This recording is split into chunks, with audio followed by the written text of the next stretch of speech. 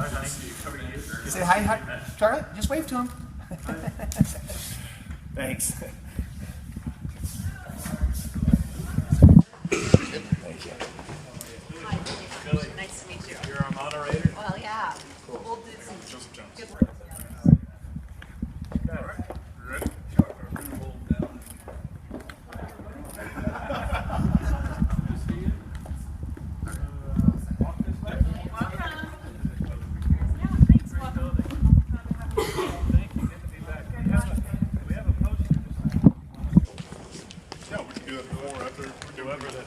It's going to go to these folks over here. We're going to the historical building.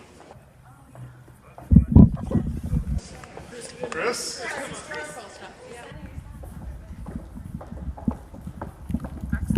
We're creating a new caucus exhibit. Are you? We've got on display. We've got stuff back to. Do you want me to take it? Do you want to date this? Sure, that'd be great. What is Yeah, today? that'd be great. This is wet. All day, huh? Believe it or not, one of the very frequent questions I've learned that presidential candidates ask is, what day is today? There you go. Thank you very much. Thank you. There's a lot of young people in there waiting to talk to you. Love the energy. Thank you. Thank you.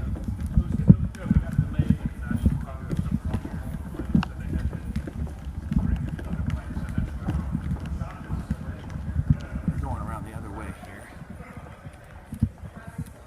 Let's see. Is it going to go up? Let's see. Interesting, Charlotte. What do you think, girl? There he was. Taking the elevator. All right, let's go.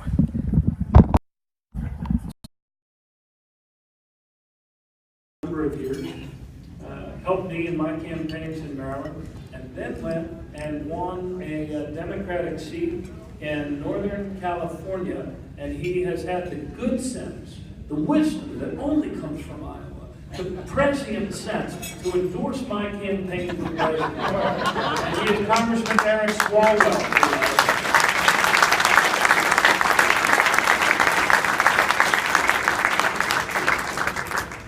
So let me just share a couple of thoughts with you. Thought number one is thank you. Thank you for the work that you do every day. Some of us had occasion to chat and doing some photos, and I know that many of you do some of the toughest work in corrections, in mental health institutions, caring for the most vulnerable among us, making sure our roads are safe when we travel over them. And so I want to thank you for your work. You truly are the people that make our country happen. I'm also joined by another person today. I don't know where he went off to, Jake. Jake Oath is running our campaign. But William O'Malley, Jake is running our campaign here in Iowa, but there's another young man who runs my life, and that is my 17-year-old son, William, in the back there. Well,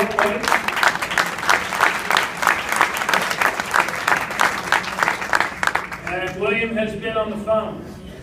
And he was on the phones a month ago when we announced. And as you all might appreciate, when you announce a run for President of the United States at 1% national name recognition, it is a fine line between delusion and imagination.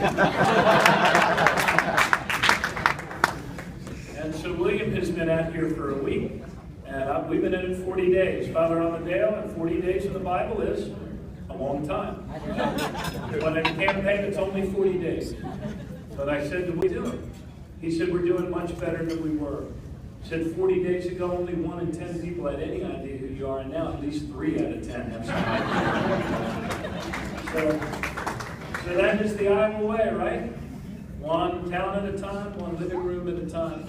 I want to share this true story about William when he was 9 years old.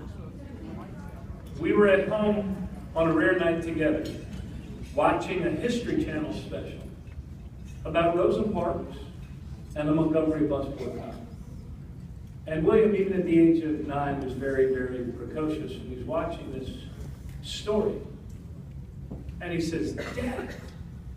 He looks at me like I'm crazy. He said, Dad, back then, by which he meant sometime after the the extinction of the dinosaur before the arrival of the 8-track tape.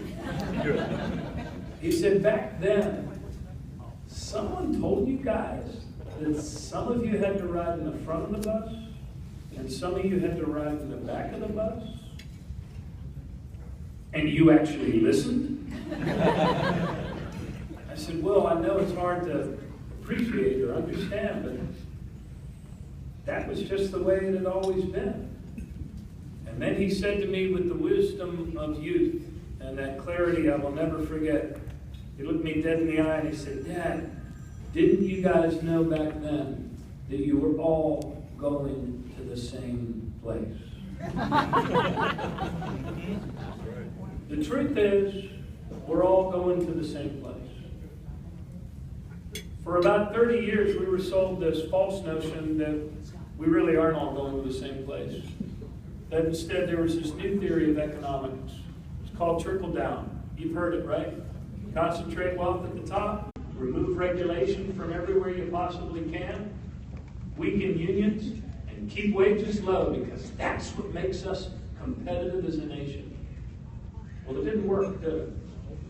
And I believe in the reality-based world, where if you advance a policy, that policy should be able to stand or fall based on whether or not it works. And that one didn't work. And now we're still dealing with the repercussions. There are many of us in the Democratic Party running for president who hold to progressive goals and progressive values. But I am the only candidate in the race for President of the United States as a Democrat who has 15 years of executive experience as a big city mayor and as the governor of a state, actually getting things done, new leadership, results, balancing budgets, but also making the right investments that actually move us forward and allow our economy to actually work. After they wrecked our economy with the excesses on Wall Street and their phony economic theories, every state had a choice to make. Together, we elected a new president in Barack Obama, and he made the tough choices to move our country forward, and that's exactly what he's done. We are undeniably doing better than we were as a country. We have had 64 months in a row of positive month-over-month job creation. And that's the good news. But the bad news is this, and it's the hard truth of our times, that for the first time, after a whole decade, 70% of us are earning the same or less than we were 12 years ago. And that is not an economy that's working for all of us. And we still have work to do. In our state, unlike the governor of your state now, in our state we decided to practice the common sense economics of our parents and grandparents. And so when I was elected, yes, we passed the living wage and we extended collective bargaining rights to more people in our state.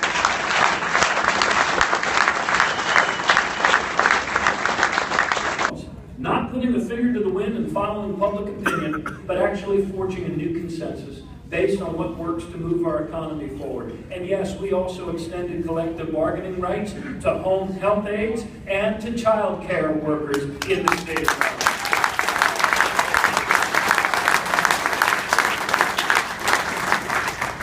And we also signed fair share legislation for all public employees.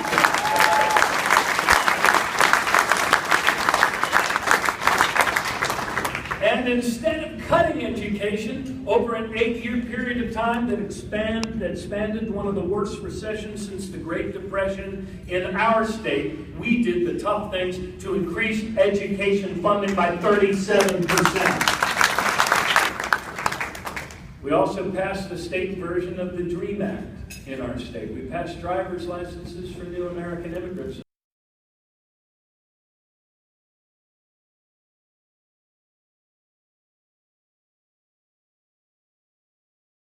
Be driven into the ground and traded in a country.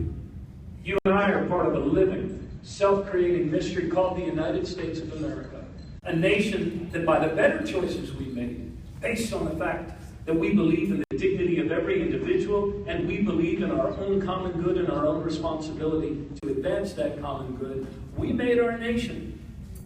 all around the world known as the land of opportunity. And while our country is a mystery, the promise at the center of our country is no mystery. It is a concrete promise that wherever you start, if you work hard, you should be able to get ahead. You can call it the American dream if you like. I call it an economy that works for all of us. And we can do that again. How do we do it? We do it by remembering, as our parents and grandparents did, that there's a reason we have wage policies. And they, as Democrats, as Republicans, as independents, always found a way to come together to make sure that there was a floor underneath wages. That if you worked hard and played by the rules, you would never in America have to raise your child in poverty. So yes, we should raise the minimum wage to $15 an hour wherever we can raise it.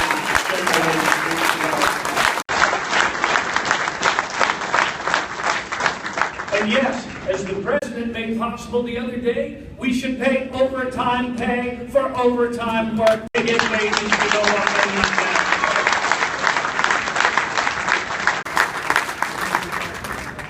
My father went to college on a GI Bill. He only would have gone to college because of the GI Bill.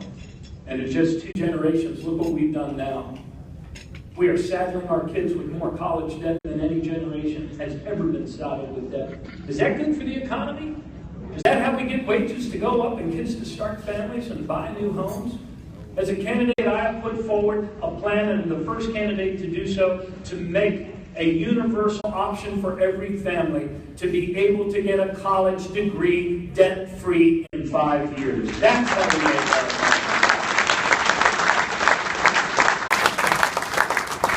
A couple of other things we need to do as well. We need to push back against the red tide of right-to-work legislation. They call it right to work. They should call it right to work for less. Right. Right to work for less. I believe, and you know, that if we're going to get wages to go back up again, we need to make it easier for people to join labor unions and bargain collectively for better wages for all of us.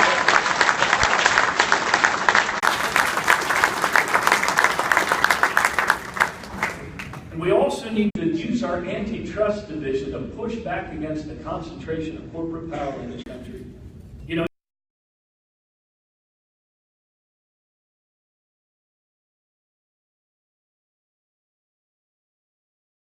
have the audacity, when Republican obstructionists try to shut down our government and grind it to a halt, they call up Congress people and they come into the halls of Congress and say, I need you to roll back that Dodd-Frank thing for us. We kind of liked it the old way, where we could gamble with everybody's money and then they would bail us out because we're too big to jail, too big to fail, too big to manage, and we liked it the way it was. Well, I'll tell you what. Every candidate running for president in our party should commit to reinstituting Glass-Steagall and keep those guys from ever wrecking our economy again.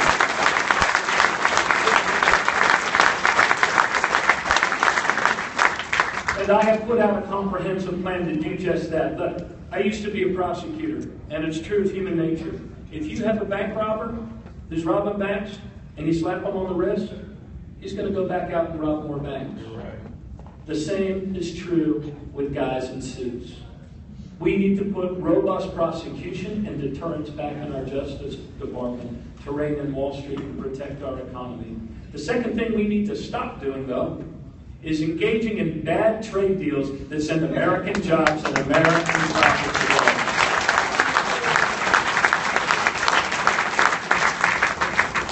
I don't know about you, but as an American, I am fundamentally opposed to secret trade deals that our members of Congress are forced to vote on before we're even allowed to read them. How many of you remember NAFTA? Do you remember the promise there? And what came back? Closed plants in places like Newton. All the people that used to be employed at Maytag. Oh, and they went for a time in our own